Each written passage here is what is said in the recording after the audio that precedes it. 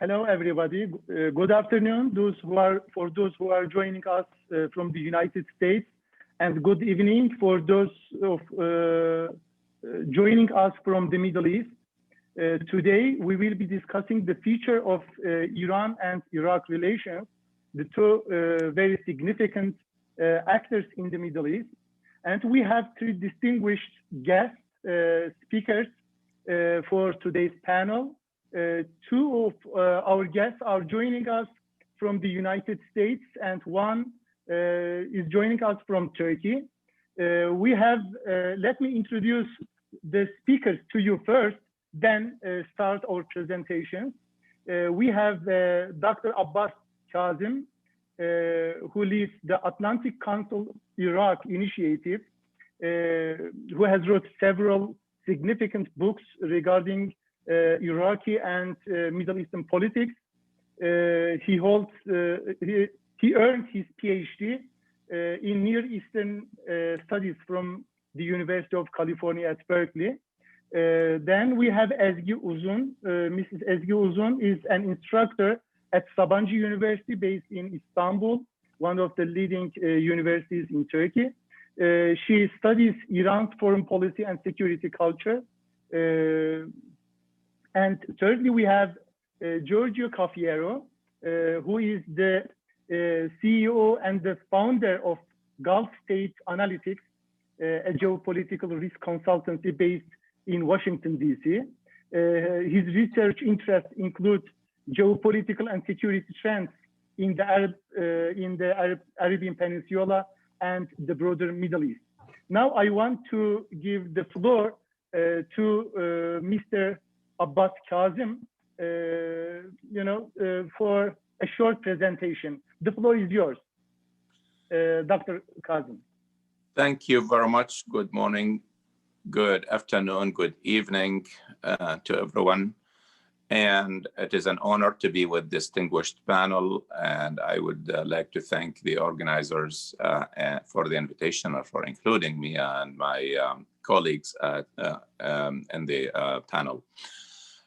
Let me start by briefly outlining some of the features of Iraqi-Iranian relations, and that would be setting the stage, hopefully, for a discussion to follow.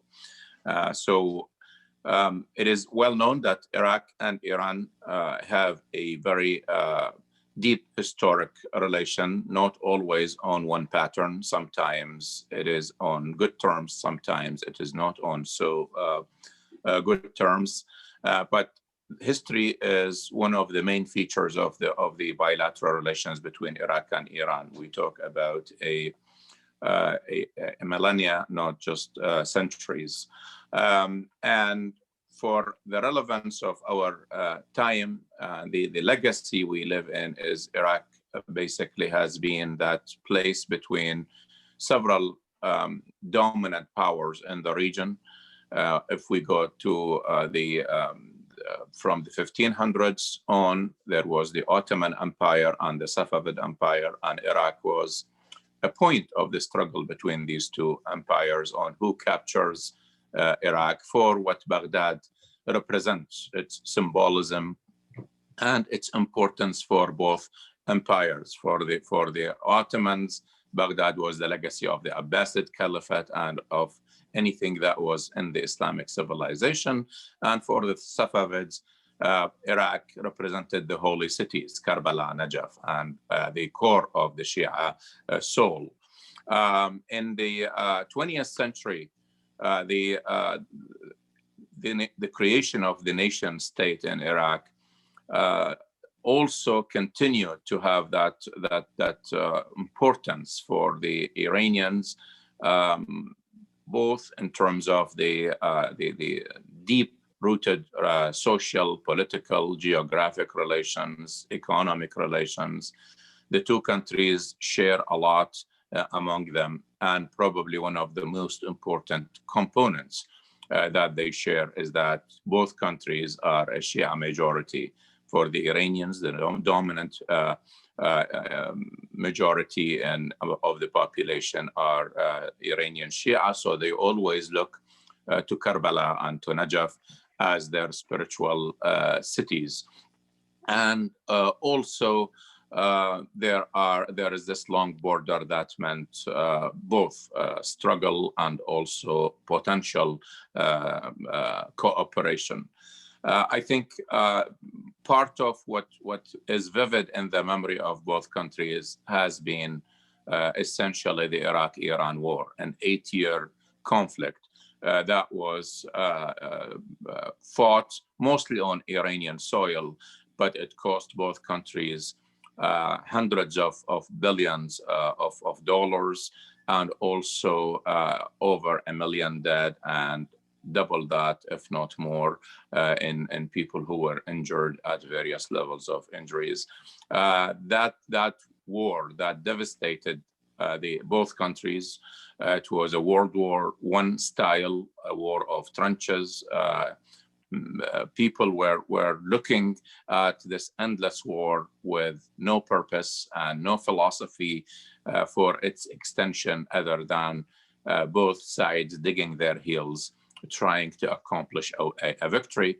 Neither accomplished a victory, and they ended that war in a draw after 8 years. No one won an inch, no one lost an inch, except for those who lost their lives and the future generations that lost a lot of their potential for prosperity and economic good life.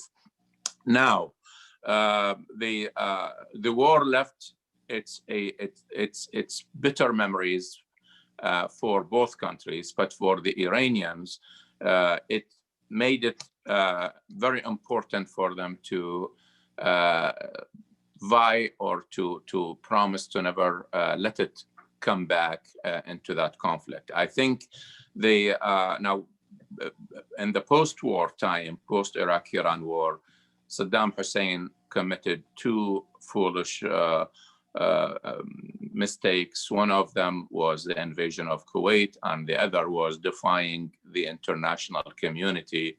And that led Iraq through a road of destruction away from Iran. So it took care of Iraq for the Iranians, if you will, without them spending any efforts.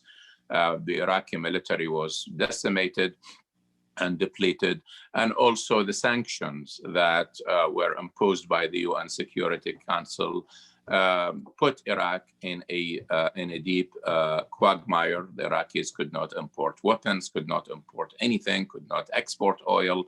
So the country was weak, and it was not in a position to challenge the Iranians. Meanwhile, the Iranians, even though they were under American sanctions and some other UN sanctions, they continued to rebuild and reconstruct their own polity, and they became stronger.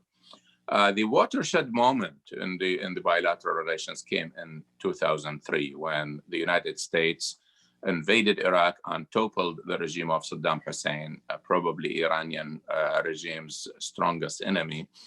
The Iranians acted in a very clever way. They decided to take that opportunity, even though the change and the new government were American imposed. And considering the relation between Iran and the United States, the Iranians have never trusted the Americans, and the Americans the same. And also, they never really saw it in their own ideology and also in their interest to cooperate with the US.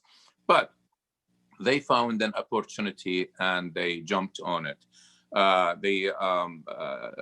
They immediately supported the new government in Iraq. They sent an ambassador, and then they established trade relations, and they normalized the relations with Iraq completely. Now, normalization began a little bit before 2003, but there was a full normalization.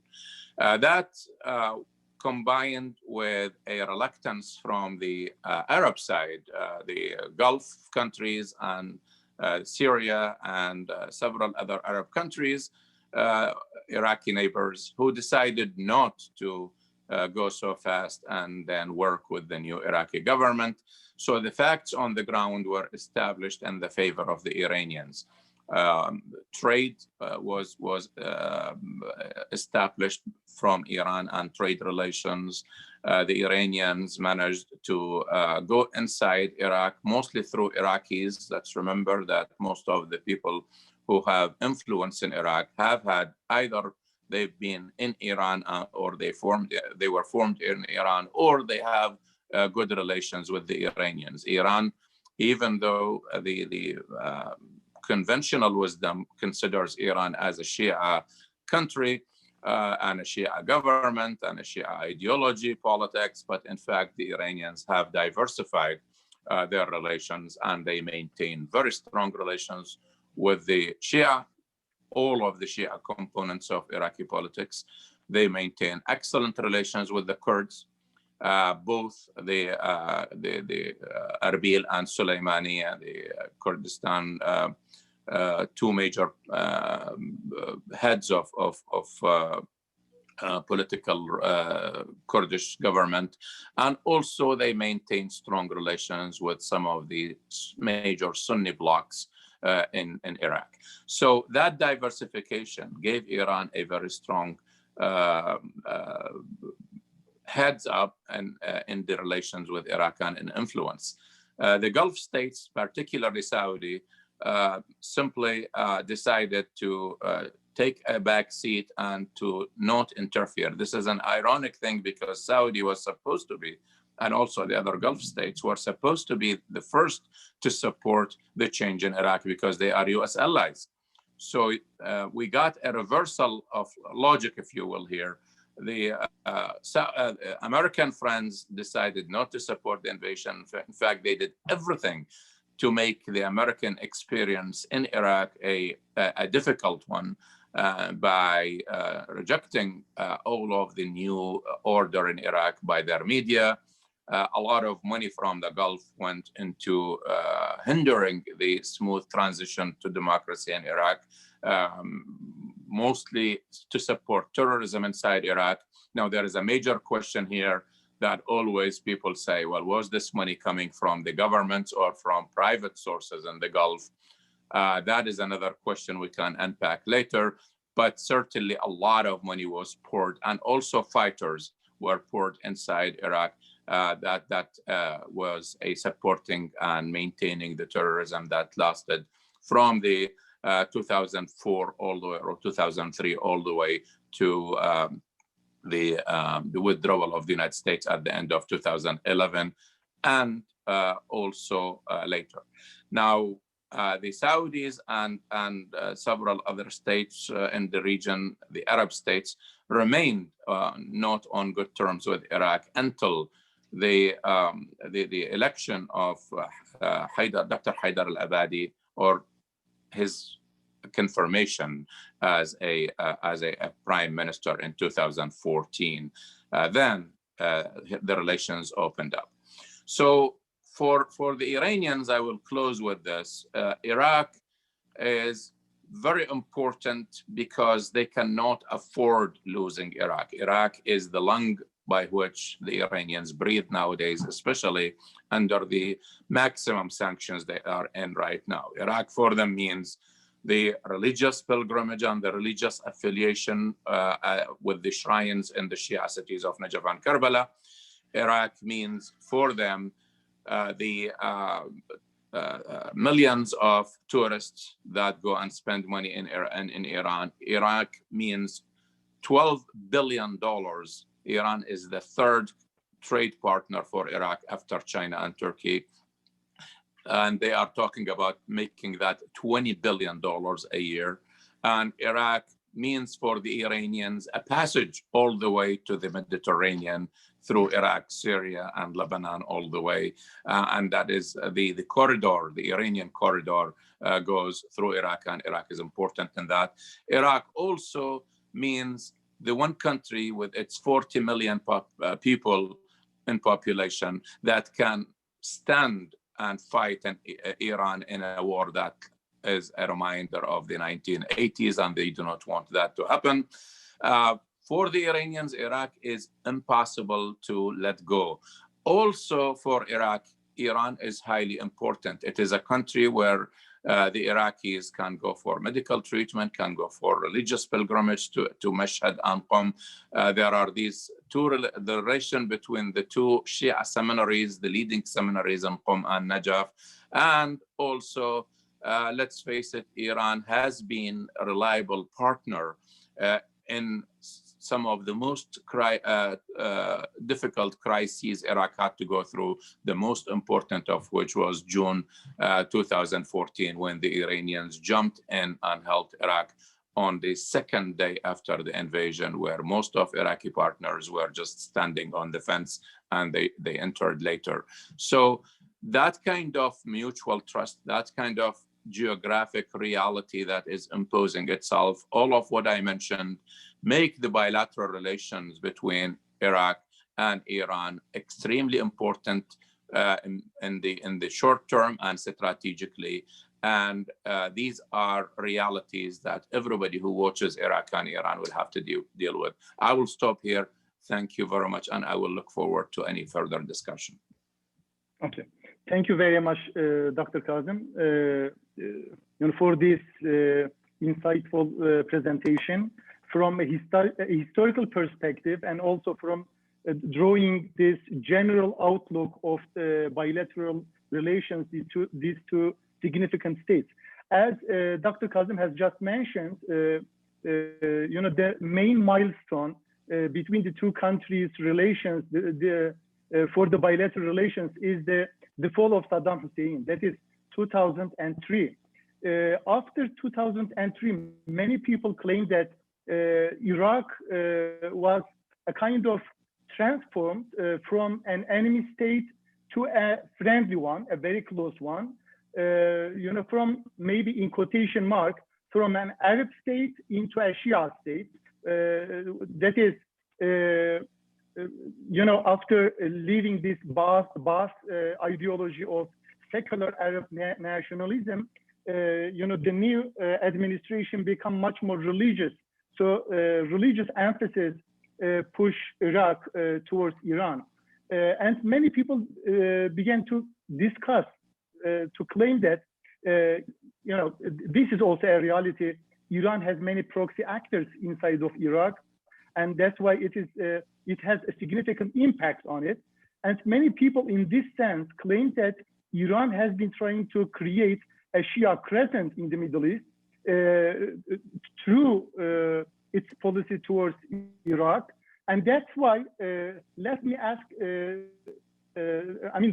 put this into a question and ask to Ezgi Uzun, what is Iranian policy with regard to Iraq's contribution to the axis of resistance? Is it really true to consider the Iraqi state as part of this so-called Shia crescent or not? What is your perspective on this? The floor is yours. Thank you very much for having me here today. And also, I'm really happy to be here with other distinguished guests as well. As to the question, I really find it quite useful to evaluate Iran-Iraq relations within the greater context of Iran's Middle East strategy. And in that sense, the axis of resistance is a key term, a key phenomenon that we should look into in order to understand what role Iraq plays within that alliance. Originally, as you know, the axis of resistance refers to this alliance between Palestinian groups, Lebanese Hezbollah, the Assad regime in Syria, and the Islamic Republic of Iran to counter the US and Israeli policies in the region in 1980s and 1990s. This alliance had quite an anti-imperialist, anti-US, and anti-Israeli position, and it had also Islamist overtones, with the exception of the Assad regime. However, starting with the US invasion in Iraq in 2003, and then growing with the Syrian civil war in 2011, and maybe further intensifying in 2014 with the rise of ISIL, the axis of resistance had some kind of Shia turn, we can say. How did it happen? It basically happened with the Islamic Revolutionary Guard Corps Quds forces, which became more actively and openly engaged in the region to mobilize the Shia and maybe Alawites in Syria against ISIL and other oppositionist forces. And the IRGC did so first by employing some of these Shia mobilizational discourses that had assisted their own institutionalization and mobilization during the Iran-Iraq war in the 1980s, right? And those discourses included the Kerbala narratives of sacrifice and martyrdom, resistance against oppression, and then the defense of the holy sites in the recent years. And in the meanwhile, of course, the Quds forces also deployed their personnel as advisors to these territories. They provided financial and material help, and also military and ideological trainings to local Shia militia groups. And they even deployed some Hezbollah specialists as aid in these territories. And the end result was actually quite important, and it was tremendous. Between 2015 and 2018, when I was researching on Shia mobilization in this northern axis, my own research showed me that there were around 120 something Shia groups across Syria and Iraq. And about 69% of these Shia groups were either pro-Iranian or they were Hezbollah branded groups, which meant Iran was actually quite successful in mobilizing the Shias according to their own ideology, despite the fragmented nature of Shia politics, especially in Iraq. And besides, 40% of these Shia groups in Iraq went to Syria to defend the Assad regime. So they had this kind of transnationalist outlook. They were not limited to Iraqi territories. As we know, IRGC is a very interesting and ambiguous military entity. So they're an army which is tasked with defending the borders, the Iranian borders, but at the same time, they are also active inside the country to defend the Islamic ideology and the revolutionary ideology. They are also a powerful economic actor. They are also a powerful political actor these days in the recent years. So what we observed actually during this process is that IRGC mimicked its own ideological and institutional structure to mobilize these groups, to mobilize the Shias across Syria and Iraq. And it did so, especially in Iraq, by pulling together all pro-Iranian or non-pro-Iranian Shia groups in Iraq under this umbrella organization called Hashd al-Shabi. And in Syria, they made something very similar, which is the National Defense Units. I think this mimicry was quite visible, especially in Hashd al-Shabi, because although it was a paramilitary organization, later the biggest groups, the biggest pro-Iranian groups in Hashd al-Shabi engaged in political activism. So they formed their own political parties, and then they entered into elections. And in 2018 elections in Iraq, they became second after Muqtada al-Sadr. They were quite successful. So they could also achieve political power inside the country.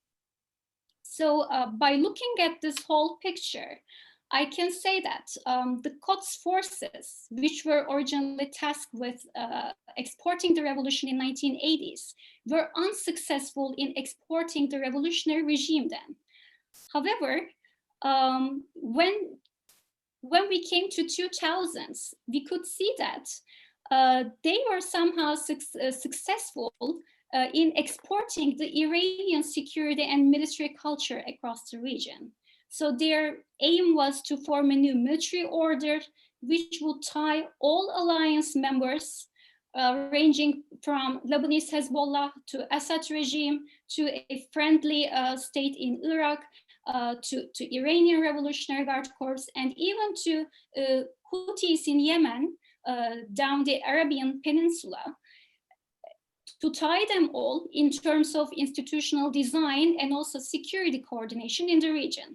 But they never called this a Shia crescent, but they called this the axis of resistance. And I think the axis of resistance is somehow a more comprehensive term, because ideologically speaking, it's also anti-imperialist, anti-US, anti-Israeli position in the region. But also, again, as I said, it gained a kind of, Shia overtones in the recent years. So the Iranian regime basically heavily invested in this type of alliance in the region since the revolution. And it was not only for ideological reasons, but I think also it was to mitigate the political and military isolation of the revolutionary regime, of revolutionary Iran across the region. In that sense, they were quite, I can say that they were quite successful in maintaining this alliance. And still, especially looking at the accounts of the Revolutionary Guards, they are also saying in their media portals, in their own accounts, they say that they could introduce a new defense, a new military doctrine to the region by establishing those paramilitary groups according to certain, ideological lines and also organizational structure. And they are really proud of it. They say this openly in recent years. So it looks like to sustain and further develop this axis of resistance alliance is very, very important from the perspective of the Iranian regime and also from the perspective of the IRGC. And within this alliance, Iraq is very important because Iraq is the biggest territory which is populated by the Shia. And most of the Shia groups that we are talking today, they originated in Iraqi territories. That's why it is very important. And also when there was Saddam regime, the Iranian regime could not have direct access to Assad regime and also to Lebanese Hezbollah because geographically speaking, there was a Saddam Iraq in between. And now after the invasion, they could geographically unite that territory. But of course, this policy, this Iranian strategy faced a major setback, a major shock maybe, in January 2020, when two masterminds of this alliance network were killed by the United States, Qasem Soleimani and Mehdi al-Mohandes, right? And that was a really critical turning point for the future of Iranian strategy in Iraq. And many analysts actually have since argued that Iranian influence is slowly fading in Iraq. At first sight, there's some truth to that because there are certain changes inside Iraq which really make things difficult for Iran. For example, the new prime minister, when Kazemi came to power as Iraq's new prime minister, he was not necessarily a pro-Iranian figure. He came with the promise of actually curbing this Iranian influence over the Hashd al-Shabi and over the security sector, basically. And besides, he had a rather pragmatic and balanced approach towards relations with the United States. And also, Hashd al-Shabi started to have its own problems in the post-Mohandes period.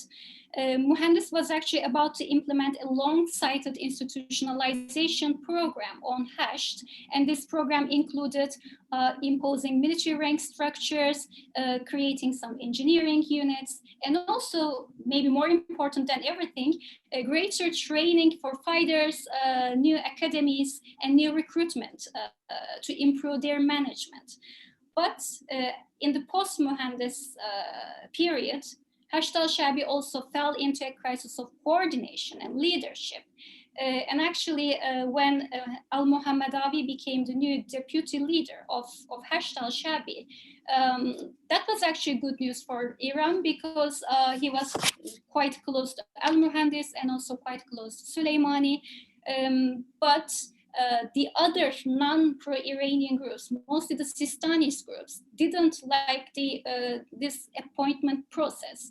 So the Sistanis militias broke out from the Hashd and announced themselves to be tied to the prime ministry only.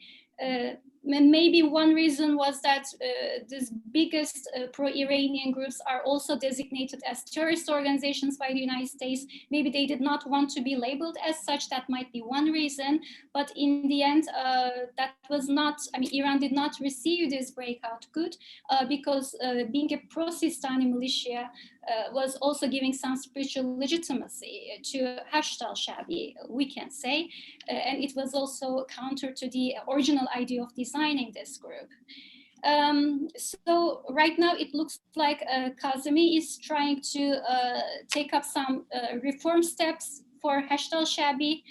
He actually issued a reform memorandum in June where he said from now on the hash groups will be disengaged from political activism, and also all the hashed offices in cities will be closed, but only the headquarters will stay open.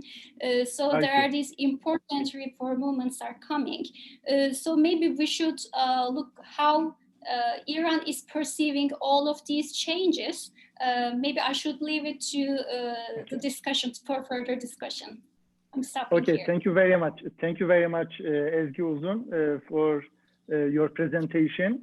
You know, it is true that you know, many developments happened between the two countries, and the bilateral relations between Iran and Iraq has a significant impact on overall regional policy, that is Middle Eastern policy. So now we want to have a larger prospect now. That is, what is the impact of these bilateral relations at the global level? That is, you know, the most important actor which is active in Iraq and who toppled down, who overthrown the Saddam regime, was and is the United States. As he has just mentioned, it was the United States who assassinated Qasem Soleimani inside of Iraq, you know, one of the leading figures of the Iranian regime. So I want to ask Giorgio Cafiero, what is the US policy, what is the American view regarding Iran's role in Iraq, and how this influence, how this shape these bilateral relations? Is there any influence of the US effect on bilateral relations, and how this influence Iran-Arab relations? So we have three interrelated questions: the US view of Iran's role in Iraq, the impact of the Iranian perspective, and how it influences Arab-Iranian relations. The floor is yours, Giorgio. Thank you very much. I, first of all, want to thank SETA Foundation for this invitation. I'd like to thank my fellow panelists for joining, and also everyone who's tuning in from around the world to listen to what we have to say.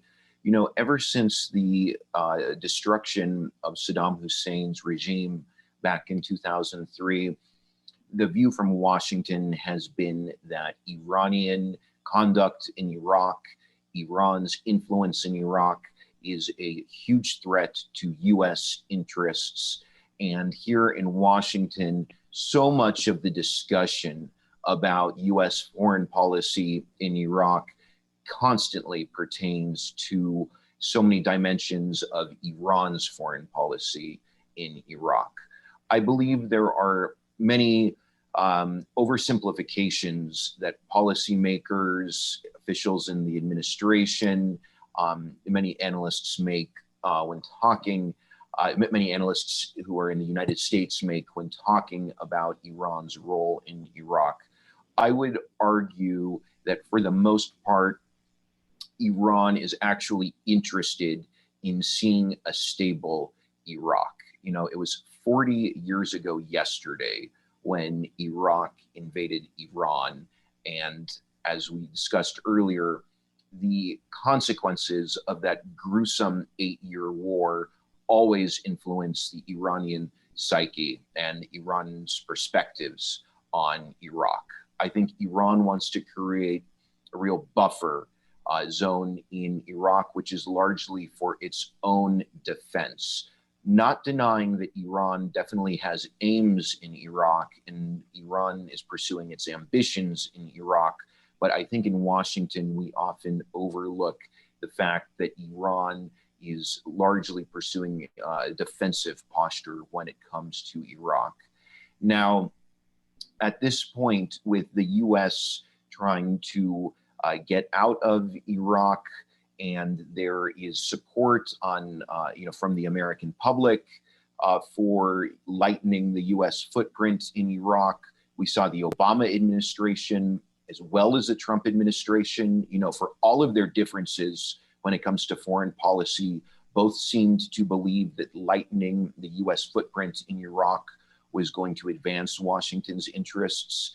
And it's within this context that the US is trying to help other Arab countries gain greater influence in Iraq. The idea is to sort of bring Iraq back to the Arab region's fold, if you will, and to make Iran less influential in Iraq.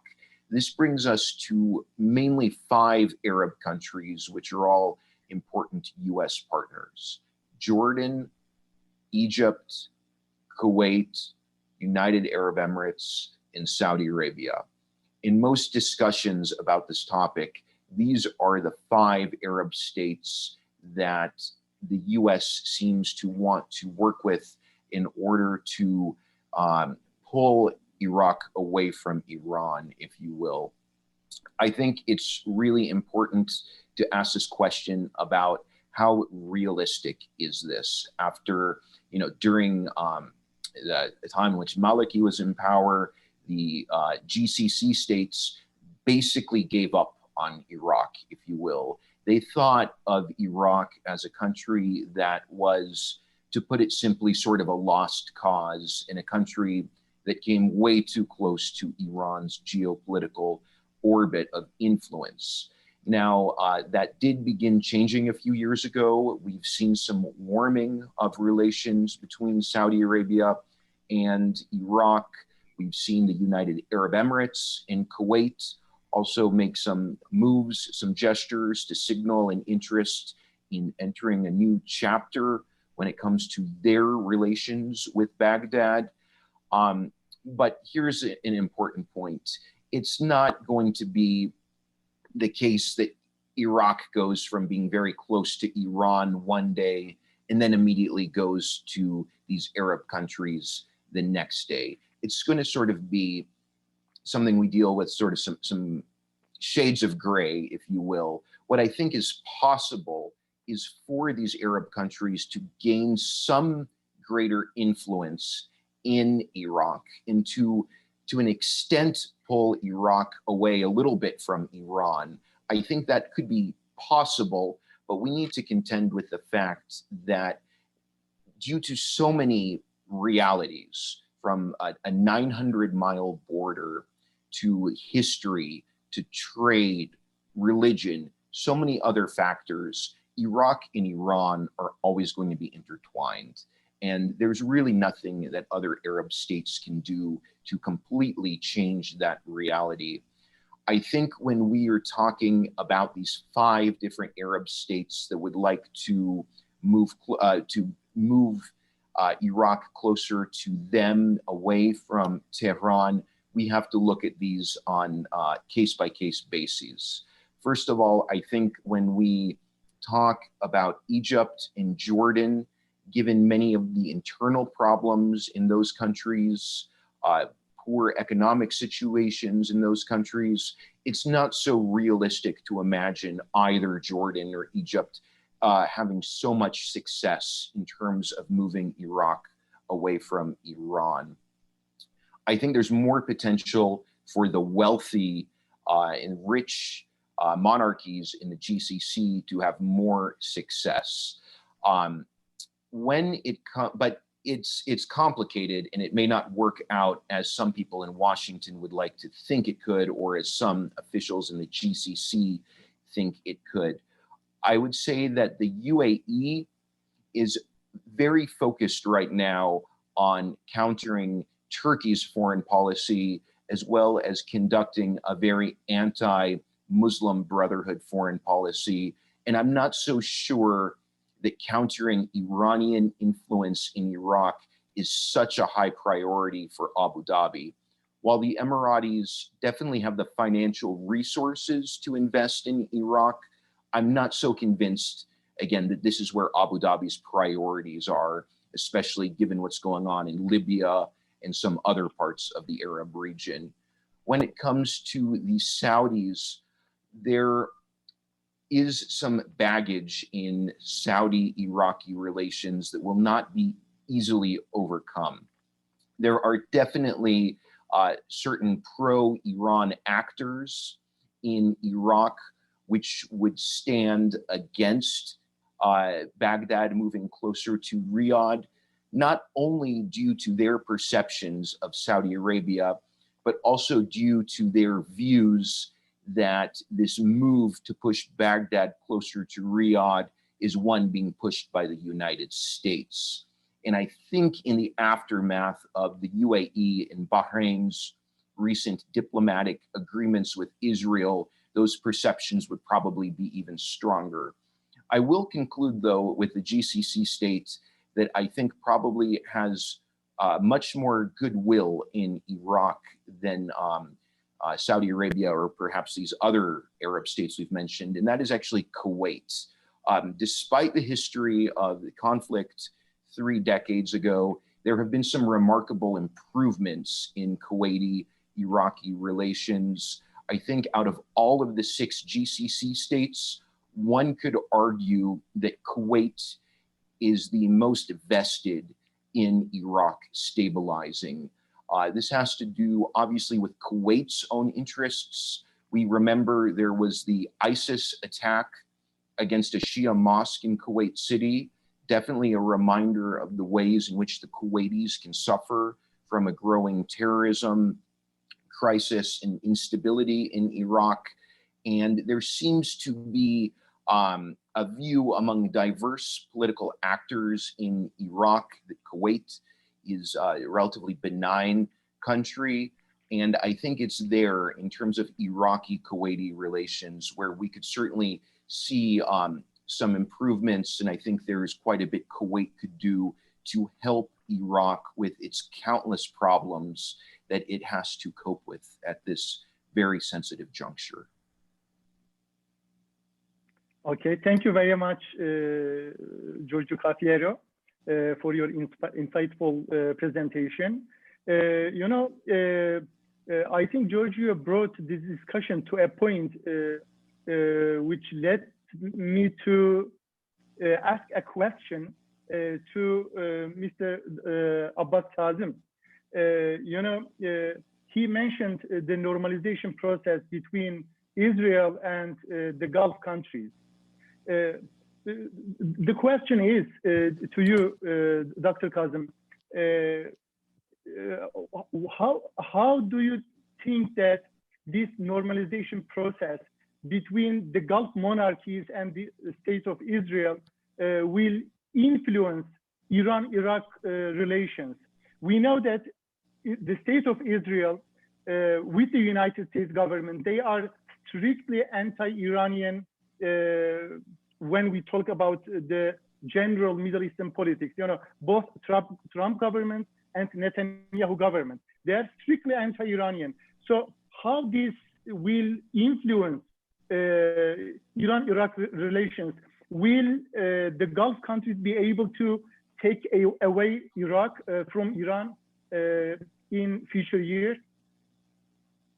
Thank you, Mehitin, for this question. Probably quite to the opposite, I think. First of all, this normalization came out of the blue. It's caught everybody by surprise. We all know this is not news in terms of the relations. The relations have always been there. They are just saying what they are doing now. Before they denied it. But in general, I think the Iranians and the Iraqis see this for what it is. It is just an announcement of a relation that has been ongoing for a long time. Iran and the UAE has very strong relations, economic and in many other fronts, and they will maintain these relations. For them, there were stronger deal breakers that would have affected the relations, but they didn't, like the 3 islands that the Emiratis are disputing with Iran and so many other issues. So I believe that the Iraqis and the Iranians are putting this in perspective, that it is just an announcement of something that has been there. It's not new. But the question here is what this normalization and officiation of the normalization or the normal relations would do. I think it will limit the access of a country like the United Arab Emirates in Iraq, because then, Iraqis have this suspicion, sometimes it's not paranoia, that the Emiratis will act as a conduit for the Israelis inside Iraq. And that is something that is going to limit access. So there was, Georgia was just talking earlier about the Emiratis possibly trying to invest in Iraq or get access, or the US even trying to populate Iraq with Arab states so it can leave to balance the relation with the Iranians. I think that will make the Emiratis less able to enter into Iraq. As far as the Iraqi view of normalization, of course, the Iraqis in all of their recent history have not been moving in a direction that would let Iraq normalize. The Iraqis are heavily committed to the Palestinian cause. The Iraqis have been formed intellectually under Arab nationalism, which was looking at the Palestinian issue as a central cause for the Arab world. And then after the Arab nationalists came the Islamists, who are also looking at Palestine in the same way, in fact, with more substantial impact. So Iraq is not going to normalize. Iraq is going to really put normalization as on the table with any relation that they have with the Gulf states. But I believe that at the end of the day, they are not going to do more than that. I mean, it is the Iraqis have made their commitment to the Arab League that they are with the Arab consensus, that this, which is a Saudi actually initiative that was put if Israel does the following conditions, namely withdrawing to the 1967 and then allowing a Palestinian state, and then doing whatever the initiative was saying it needs to do, then all Arab countries will normalize with Israel. We know that Israel will never do that, so normalization would never happen with a country like Iraq. Countries like UAE, Bahrain, maybe Sudan, others, they have their own reasons to normalize. But ultimately, everybody is looking at this normalization, and no normalization has any importance unless it is with the Palestinians. Even if they normalize with all 23 Arab countries or 22 Arab countries and the relations with the Palestinians are bad, the Israelis will never make a sense out of this normalization. These are just stunts. May I ask an additional question to this topic? Let's look at the other way around. Do the Gulf states consider the new Iraqi government, that is post-Saddam Iraqi government, as a kind of proxy of the Iranian state?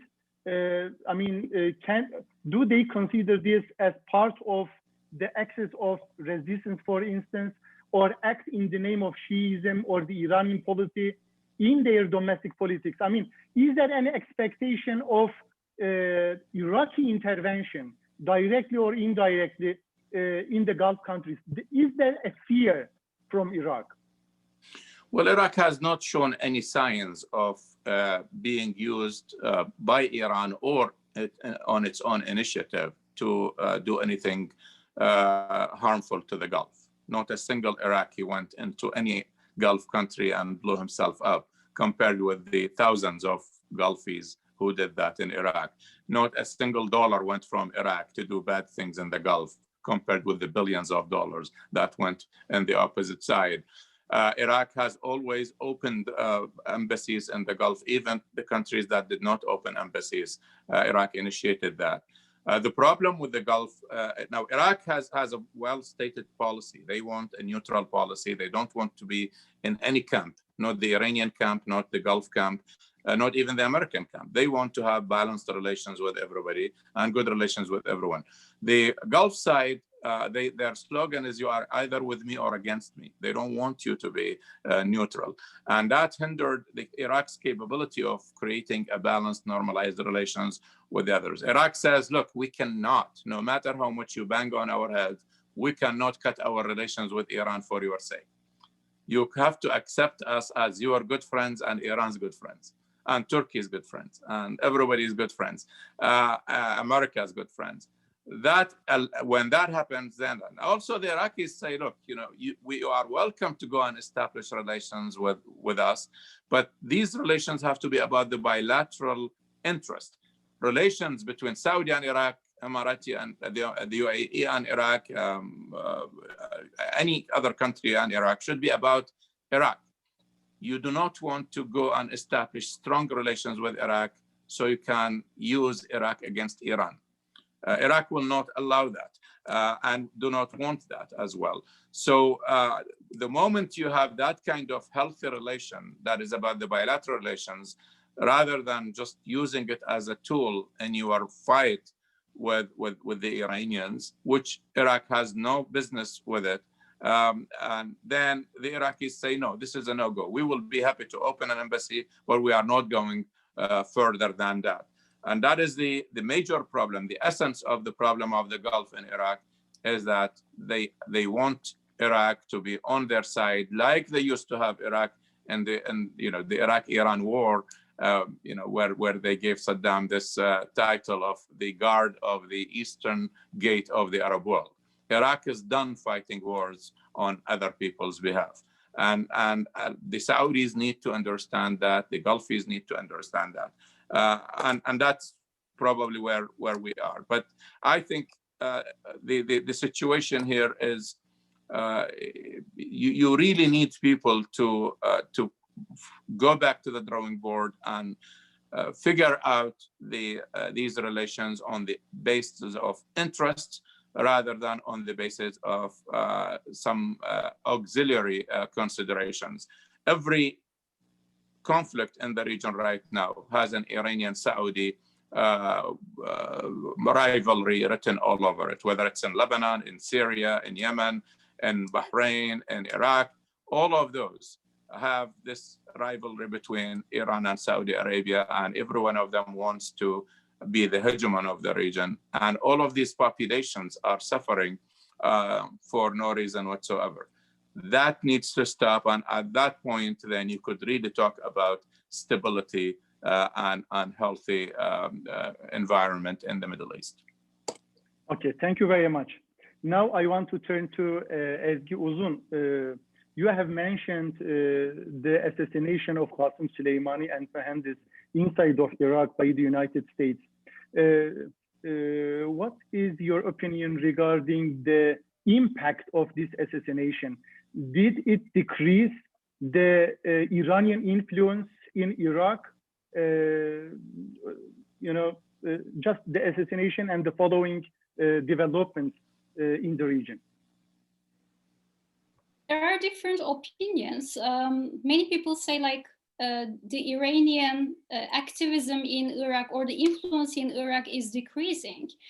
But at the same time, Iranian regime does not act very quickly when there's such a crisis. So I don't see it as a fading of this influence, but I generally see it as a kind of taking a step back, evaluating the new situation, evaluating the new reality, and finding a way to adapt to this. This is what the Iranian regime has done since the revolution, when any crisis popped out. And I think that's also what they are doing after the Soleimani incidents. Of course, that was a shock, and also the later developments like the importance of the sanctions, I mean, the impact of sanctions on Iranian regime. I mean, there's this question of how long will Iran continue to do this? Are they going to be able to continue with this policy of exerting influence or funding this pro-Iranian militia? There's that question. But I think right now the IRGC is going through some kind of internal restructuring. Before that, in the Soleimani period, I think the IRGC's, especially the Quds Forces structure, was based on strong leadership, as is also exemplified by Soleimani himself, right? But maybe after that, right now, they are going through some kind of more institutionalization, as can be seen with the character of Esmaili as the new head. So we will, I think, see many developments inside IRGC as to the structure they will go with. And also in terms of these economic sanctions or in terms of the COVID, the intuition was telling us, like, Iran cannot continue with this, but actually it depends on the IRGC's economic and political resources. So for that, we should really track what IRGC is doing internally at home. They are still a powerful economic actor. Of course, they are getting a huge part of the Iranian budget on a yearly basis. So they are getting funds from the state, but they also create their own funds. And actually, this policy in Iraq and also in Syria, but mostly in Iraq, has shown us that the IRGC has become more institutionalized, more powerful, militarily speaking, and also economically speaking. They forged contracts inside Iraq. So they also created their own funds.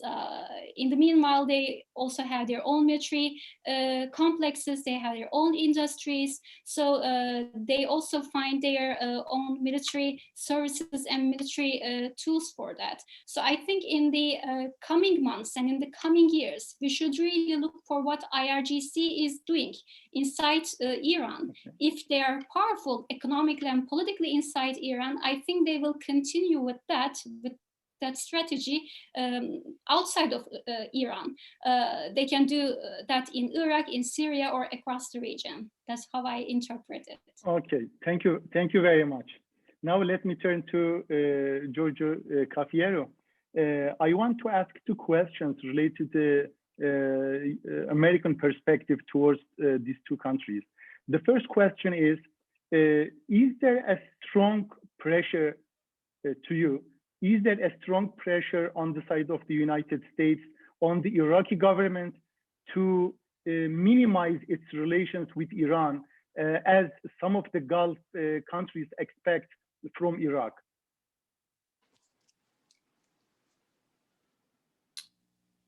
Yes, there's no denying the fact that the leadership in Baghdad is under a lot of pressure from Washington to limit its relationship with Tehran, and also Tehran is definitely putting a lot of pressure on the government in Baghdad to, align with Iran against America. This is putting Iraq in an extremely dangerous place right now. The last thing that Iraq needs is for US's maximum pressure on one side and Iran's maximum resistance on the other to spiral out of control. There are many good reasons to think that if or when this does completely spiral out of control, it will happen on Iraqi soil. Just the beginning of this year, we talk about the assassination of Soleimani, and also many episodes that followed in which there were pro-Iranian groups that launched attacks targeting US forces at military facilities in Iraq. We see how dangerous the situation is and how this US-Iran brinkmanship can so easily become a huge problem for Iraq. This is taking place against the backdrop of huge financial crises, high unemployment, a lot of social unrest that we paid a lot of attention to beginning in October 2019.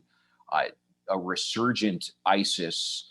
It's clear that Islamic State remains a lethal force in Iraq, to say absolutely nothing about what the global COVID-19 pandemic is doing to make daily life in Iraq even more difficult. So it's really difficult to fathom how dangerous US-Iran brinkmanship is to Iraq. What is clear is that Iraq needs both the United States as well as Iran, due to factors I mentioned earlier, the 900-mile border, trade, tourism, culture, religion, other issues. Iraq and Iran will always be intertwined. At the same time, when it comes to not only security, but also investment in Iraq's economy, the United States is going to remain an important country to Iraq.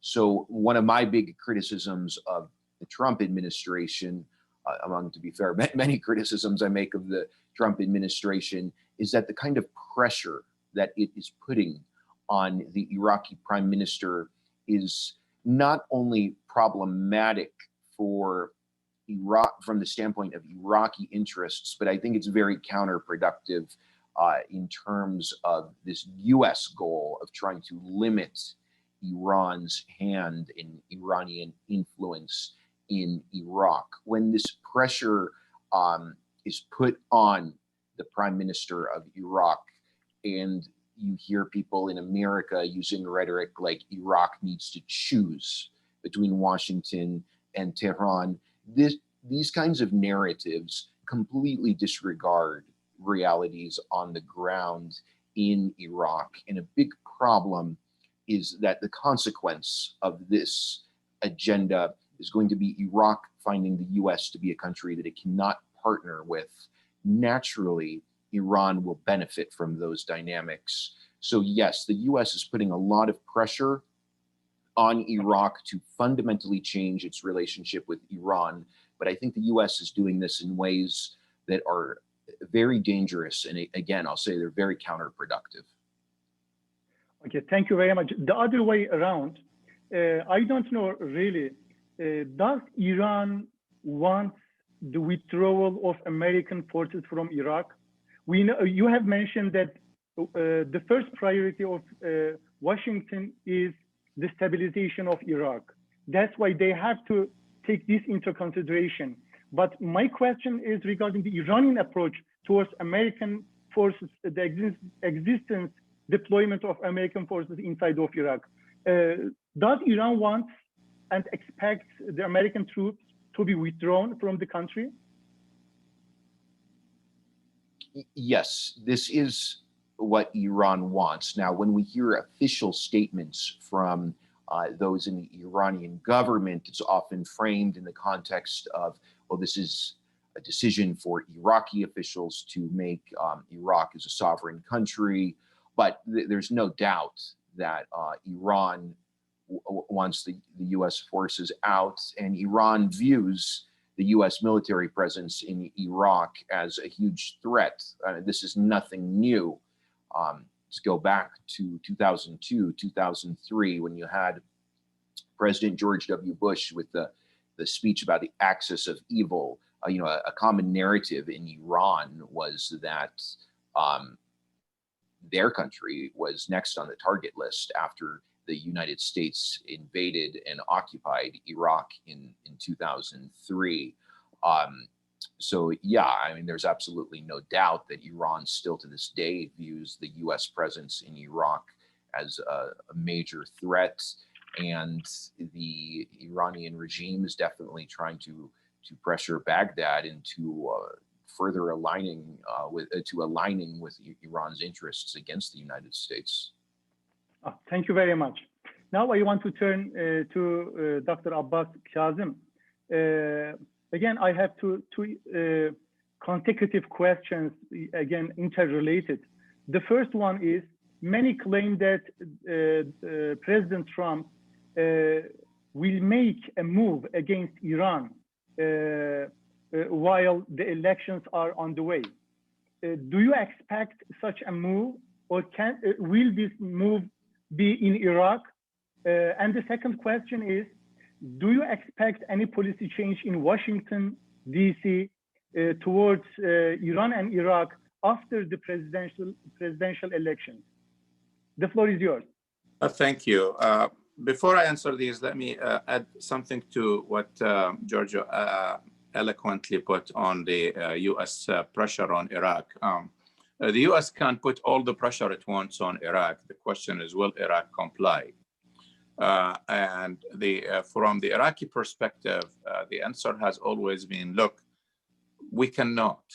And no example is better than the example of the energy, because I've been involved in many of those talks between, and the Iraqi officials and American officials on and off record on how these talks were going, and when we host events, etc. The United States complains about Iraq. These are all a self-inflicted wound. The US had Iraq from 2003 to 2011, and they failed miserably in building a state that is able to defend itself or to run itself efficiently. Iraq, as we know it today, is the product of the American invasion, and it's a bad product.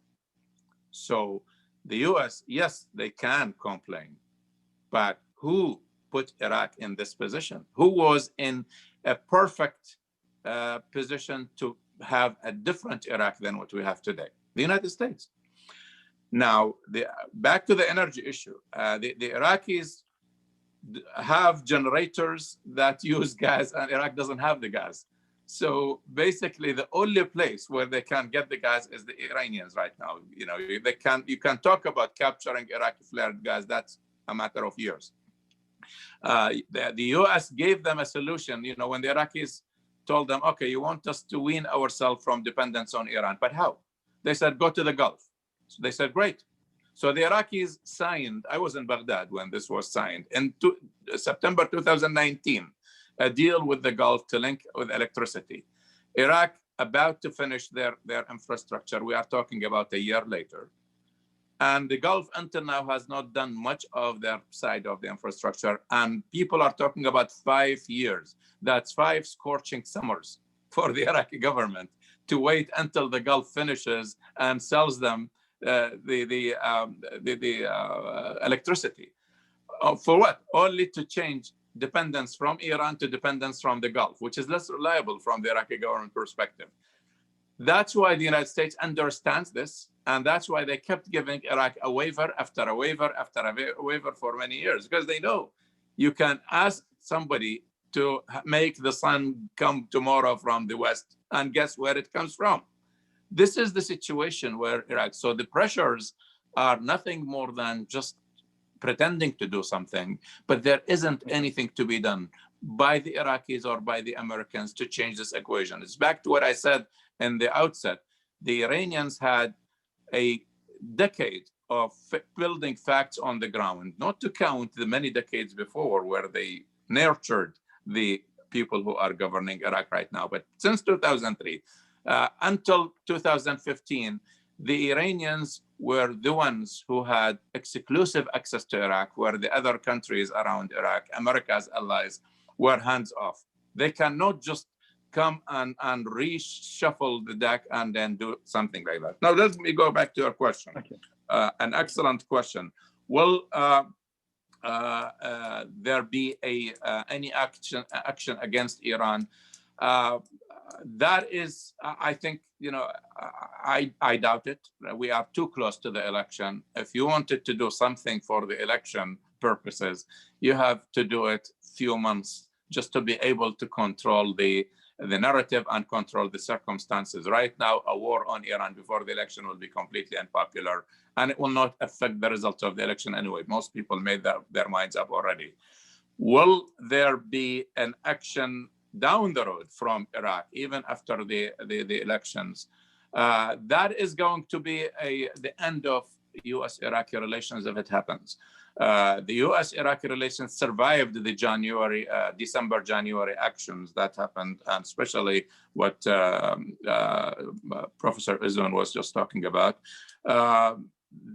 because both sides tried to mitigate the damage that happened. But I think there will be a hell to pay if Iraqi land is used again. We have, first of all, as is, it violates two major pieces of law that govern U.S.-Iraqi relations. First, Article 8 of the Iraqi Constitution bans the Iraqi government from allowing Iraqi territory to be used against any country, not just Iran. And also the U.S.-Iraqi Strategic Framework Agreement in Article 1, Clause 4, or Section 4, it says that the U.S. cannot seek permanent bases and cannot use the Iraqi land for anything other than combating terrorism. So in a way, we are really not seeing this legally done. And the government right now of Iraq cannot afford something like this and still survive. It is considered to be a government that is close to the United States, and any action from the Iraqi soil will be pinned on Kadhimi directly, and he doesn't need it. After the election, will the U.S. or what would be the U.S. policy? In that sense, it depends on who wins. If it is President Trump, it is more of the same. I don't think there will be any change. Maybe they will be even going more aggressively in the path right now they are doing, because they want to get results from that maximum pressure policy. If it is Biden administration, then we know what Biden is. Biden is going to scrub everything Trump did, and then he will try to find a path to return to the negotiations and to the path of the Iran deal. Maybe not returning the U.S. to the pact, even though that's not impossible, but probably even if they negotiate another deal or have another policy, it will be similar to Obama policy on using negotiations and talks rather than maximum pressure and sanctions. Because let's be frank, sanctions have never worked on Iran or on any other country in the past. Thank you very much. Now, let me ask a question to Ezgi Uzun. What do you think regarding the normalization process between the Israeli state and the Gulf countries? Will it influence the future of this axis of resistance? You know, since there is no political Arab world, to me, this is my understanding of the region. You know, many heavyweight Arab countries, they have just left the scene, unfortunately. Now it seems that it's Saudi Arabia and the United Arab Emirates which lead the Arab world, if there is any Arab world. Regarding the Palestinian issue, a little bit earlier, Dr. Kazem has mentioned that it was and it is at the center of the Arab nationalism, the Iraqi people, maybe some the people, but not about the regimes. You know, we know that Sisi and the Gulf leaders, they have been working much more closer with Israel. So after the collapse or the fall of this political Arab world, that is the Arab nationalism, will this consolidate the axis of resistance? That is, will Iran and its Shia allies in the region will feel the power vacuum created in the Arab world? What do you think? Thank you. Of course, Iran did not receive the news about the accord between UAE and Israel and Bahrain quite positively. So, because the impression of Iran or the perception of Iran was like the United States is moderating this accord between Gulf countries and Israel just to curb the Iranian influence over the region. That's their perception. And the Iranian regime, since the revolution, and even before the revolution, when all these revolutionary cadres were working for the revolution, they were in close contact with several Palestinian groups. And after the revolution, they always supported the Palestinian cause. It became one of the basic ideological principles of the new revolutionary regime after 1979. So it is still in the discourse of Iran. Politically, it is supporting the Palestinian cause, and it is also seeing itself as the leader of this axis of resistance because of that to a certain extent. So these days, what I am seeing in Iranian media is that many Iranian commentators and analysts, they are talking about the future of axis of resistance after this accord between UAE and Israel. And they are saying like, what is going to happen with this alliance?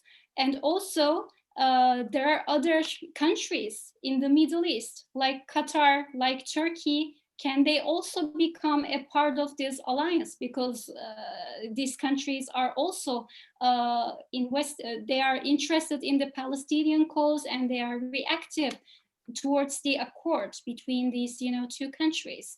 So Iran seems to be just checking the waters a little bit, so to say, to see if these countries like Qatar and Turkey might be a part of that alliance, or maybe thematically speaking, at least, they can be an alliance on the Palestinian cause to counter the US initiative and this Israeli accord. So this is how the Iranian perspective looks to me by looking at the media and the accounts.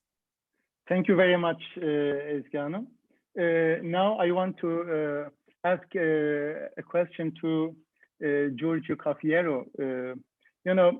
We have focused on the American policy towards Iran, Iraqi positions, their perspectives in the region.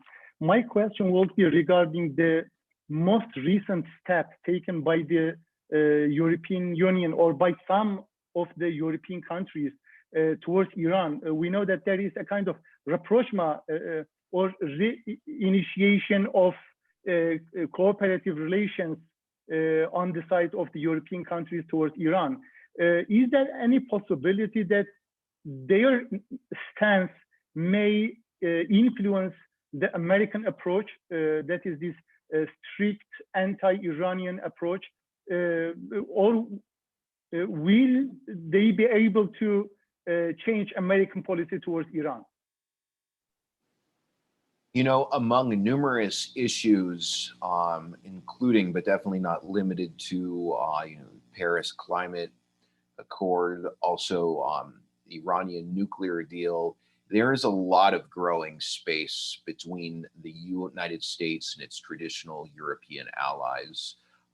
While countries in Europe share Washington's perspective on most issues related to Iran's conduct in the region, supporting Lebanese Hezbollah, giving arms to the Houthis in Yemen, supporting the Assad regime, Europeans stand with the US in opposing that. But on the issue of the Iranian nuclear deal, you really do not see eye to eye. My opinion is that Trump does not really care what the Europeans think about the way in which he has dealt with JCPOA. I think the Trump administration has not been sensitive to French, British, German, or Italian interests vis-a-vis Iran. I think the Europeans are probably very excited about the possibility of Biden winning and sort of easing this pressure on Iran, excited about the possibility of Biden coming into the Oval Office and bringing the US back to JCPOA. But as long as Trump is in the Oval Office, though, I think the Europeans have their hands tied. Just the fact of the matter is the US maintains so much power in the international financial system that, when the US Treasury goes after a government, I mean, it becomes really risky to do business with that country. And the Europeans, as much as they don't like the way in which Trump has dealt with Iran in terms of sanctions, they have to decide whether entering the Iranian markets or the US markets matters more to them. And just based on the imbalance between the economies of the US and Iran, they're always going to decide that access to US markets is more important. I think from the Iranian perspective, that leaves officials in Tehran with the view that the Europeans are rather spineless, and that at the end of the day, Europe is not able to deal with Iran independently, and that the Europeans will always be subservient to whatever it is that Trump is doing vis-a-vis Iran. Okay, Giorgio, let me ask you an additional question, an extra one. What's your opinion regarding this, financial dealings with Iran? When we look at on the scene, that is the Middle Eastern context, we know that the United States government has been trying to punish Halkbank. You also know the issue, a state bank in Turkey, because of its dealings with the Iranian state, right? And on the other hand, probably with the consent of the United States government, the other Gulf countries, they had been trying to punish the Qatari government in 2017. Since then, they have been experiencing intense relations with Qatar. One of the points of this tension, of this crisis between Qatar and other Gulf countries, was its close relations with Iran. But as Dr. Abbas Kazim has just mentioned, the United Arab Emirates, I think, to my knowledge, it's the second largest trade partner only after China. So why don't the United States government not punishing the United Arab Emirates, but it has been trying to directly punishing the Turkish economic sector or the Qatari government? What do you think? What's your opinion on this?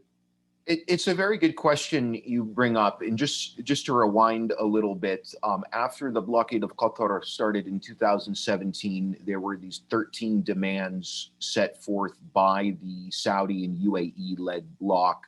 One of those demands pertained to Doha's relationship with Iran.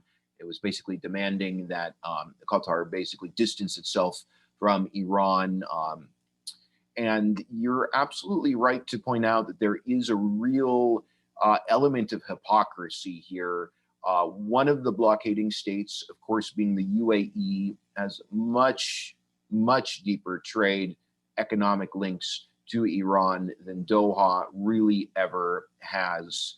I think one could argue that the main reasons why the Saudis, Emiratis went after Doha was about issues that did not have to do so much with Iran. It was more about Doha's support for Muslim Brotherhood affiliated groups that ascended to power in the aftermath of the 2000 revolutions.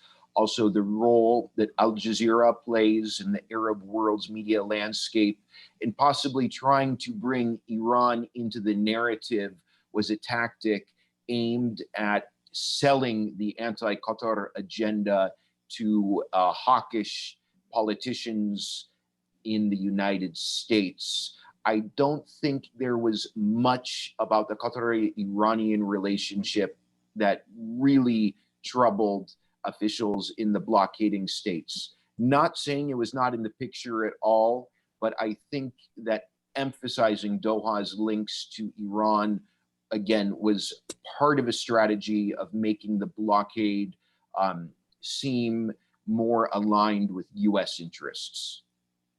Thank you. Thank you very much, Giorgio. Now we have come to the end of our panel. But before closing the panel, I want each speaker to have their closing remarks for 3 minutes each. Let's start with Dr. Abbas Kazim. Please, can you share your closing remarks with us? Well, thank you, Martin, for this excellent panel and for organizing this meeting. And I would like to thank my colleagues, Giorgio and Asgi, for great remarks. I learned a lot from them. And if I were to just close in very brief way to say that, look, U.S.-Iraqi relations, Iranian-Iraqi relations, that also has some effect on U.S.-Iraqi relations. But the bilateral relations between Iraq and Iran are important for both countries. They are also a fact of life, a fact of geography, a fact of geopolitics, and there is nothing that can be done about this. A 1,400-kilometer border and a very long history, and intertwined interdependence, economic, political, and security, etc. It's a very hard region, and people, if they cannot make more friends, they should not make enemies. And that is the guiding principle of the Iraqi policy, as it is always stated by the officials. This perception that is around the region, especially in the Gulf, and also in some quarters here in Washington, that Iraq and Iraq's dependence on Iran is somehow a willing engagement, I think it's absurd. The Iraqis want nothing more than being independent, and no country and no leadership wants to be dependent on a foreign entity, a state, or a regime. But it is that those realities on the ground that force the Iraqis time and again. It's the poverty of choices, where most of the time Iraqis have one choice on the menu, and that choice happens to be in favor of Iran. That needs to be understood, and I think the best way to accomplish Iraqi independence from Iran is not to make demands and give instructions to the Iraqis and lecture them on sovereignty, but to strengthen the Iraqi government and Iraq as a nation and give it the tools to be independent on energy, on the economy, on security, and on many other issues. And then the Iraqis will be not happier about anything than being independent. Thank you very much, Ezgi. Thank you very much for inviting me to this panel. I really enjoyed being here with two distinguished guests and also with you. How I would conclude this would be, I think we should really look for what is happening inside the Iranian regime in the upcoming months and upcoming years, because they're also going through a certain political changes inside the country. But I believe that whatever happens inside, Iran will not let Iraq go. They will always be in cooperation, but maybe the level or the scale of cooperation will change. Right now, or for a long time, for more than a decade, it looked like Iraq was quite dependent militarily and economically on Iran. But maybe in the upcoming months and upcoming years, there might be a more balanced relationship between the two, and they would have more friendly relations. So that's what I am expecting to see in the near future. Thank you. Thank you very much. Giorgio? For the past 4 decades, Iraq has experienced basically nothing but warfare, crippling sanctions, and most recently, a gruesome experience with the Islamic State. If there were ever to be one country in the world that deserved an opportunity to live in peace and stability, it would absolutely be Iraq. And there's no way that Iraq will be able to enjoy stability and prosperity if it has a hostile relationship with any of its neighbors. It is very logical, pragmatic, and rational for the government in Baghdad to want to have good relations with Iran, Turkey, Syria, Jordan, Saudi Arabia, and Kuwait. The United States cannot be a good partner of Iraq if Washington puts its pressure on Baghdad to join the US in an agenda that is focused on crippling one of Iraq's neighbors. The Iraqis will always have a border with Iran. They don't have the luxury of existing on the other side of the world from Iran. And if officials in Washington are listening to this discussion today, they need to understand that to have influence in Iraq, they need to begin looking at the Iraq-Iran relationship with Iraq's fundamental interests in mind.